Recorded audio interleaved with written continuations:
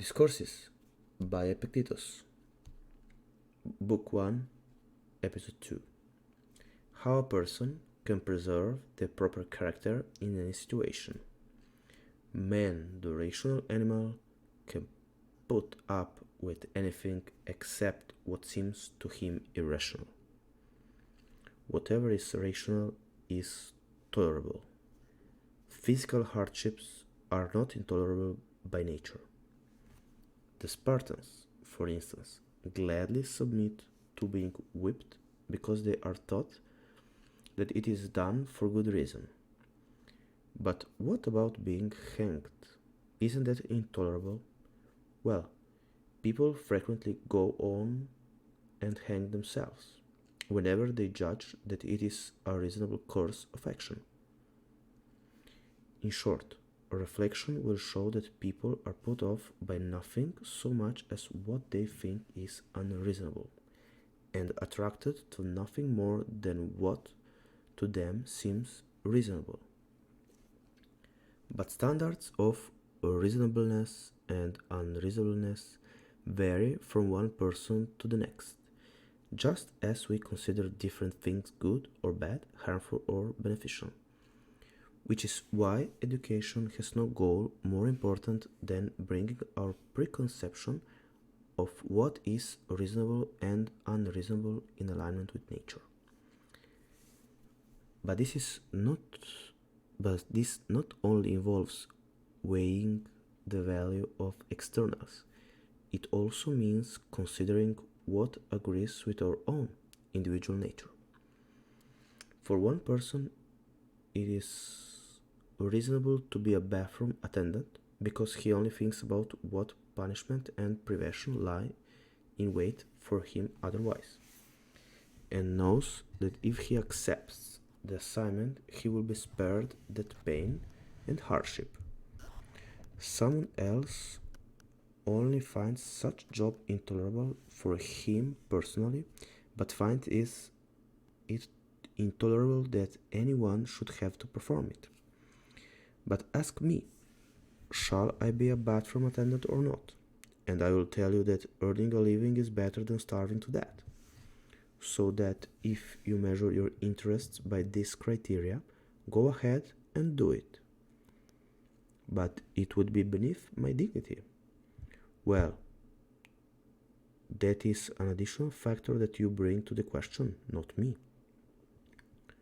You are the one who knows yourself, which is to say, you know how much you are worth in your own estimation, and therefore at what price you will sell yourself. Because people sell themselves at different rates. So, for instance, Agrippinus told Florus to go ahead when he was debating whether to attend Nero's festival, maybe even participate.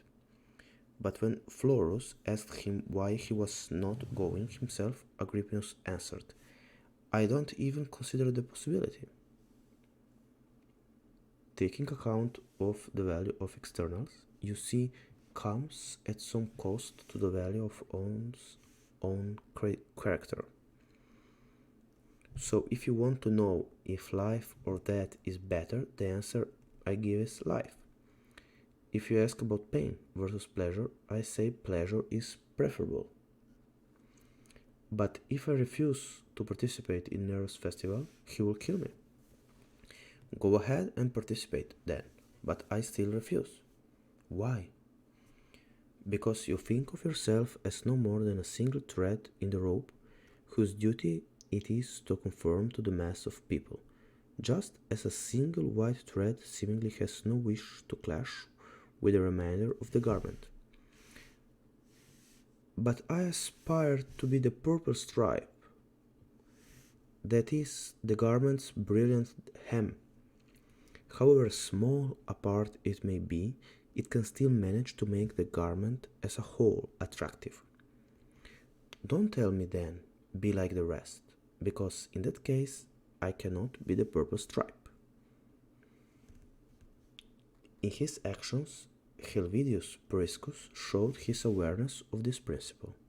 When Emperor Vespasian sent him word bearing him from the Senate, his response was, You can disqualify me as a senator, but as long as I do remain a member, I must join the assembly. Well, join then, but don't say anything. Don't call on me for my vote, and I won't say anything. But I must call on you for your vote, and I have to give whatever answer I think is right. Answer, and I will kill you. Did I ever say I was immortal? You do your part, and I will do mine. It is your part to kill me, mine to die without flinching. Your part to exile me, mine to live without protest. And what did Priscus accomplish, who was but a single man? Well, what good does the purple stripe do to the rope?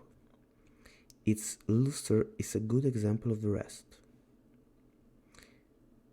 If it had been someone else in the same situation, whom the emperor barred from entering the Senate, he would have probably said, "I'm so grateful you can spare me." In fact, the emperor would not have even bothered to bar him. Well, aware that the man would either sit there like a blockhead, or if he did speak, he would only mouth words he knew that Caesar wanted to hear, and would pile additional inanities on besides. A certain athlete, at risk of dying unless his genitals were amputated, made a comparable choice. His brother, a philosopher, went and asked him, "Well, my brother, what's it going to be? Will you have them amputated and return to life in the gymnasium?" The man refused to submit to the indignity, however, and summoned the will to die. Someone asked, did he choose that as an athlete or a philosopher? As a man, Epictetus said, one who had competed at the level of the Olympic Games, where he was a familiar figure and a victor more than once, no occasional visitor to the local gym. Someone else might have even allowed his head to be removed, if his life could have been saved thereby. That's what I mean by having consideration for one's character. And it shows how weighty a factor it can be when it is allowed a regular role in one's deliberations. Come, Epictetus, shave off your beard. If I am a philosopher, I will not shave it off, but I will cut off your head. If that will do you any good, then cut it off. Someone asked, but how do we know what is it in keeping with our character? Well, how does the bull realize its own strength, rushing out to protect the whole herd when a lion attacks? The possession of a particular talent is instinctively sensed by its owner. So if any of you are so blessed, you will be the first to know it. It is true, however, that no bull reaches maturity in an instant, nor do men become heroes overnight. We must endure a winter training and can't be dashing into situations for which we aren't yet prepared. Consider at what price you sell your integrity, but please, for God's sake, don't sell it cheap. The grand gesture, the ultimate sacrifice, that perhaps belongs to others, to people of Socrates' class. But if we are endowed by nature with the potential for greatness, why do only some of us achieve it? Well, do all horses become stallions? Are all dogs greyhounds? Even if I lack the talent, I will not abandon the effort on that account. Epictetus will not be better than Socrates, but if I am no worse, I am satisfied.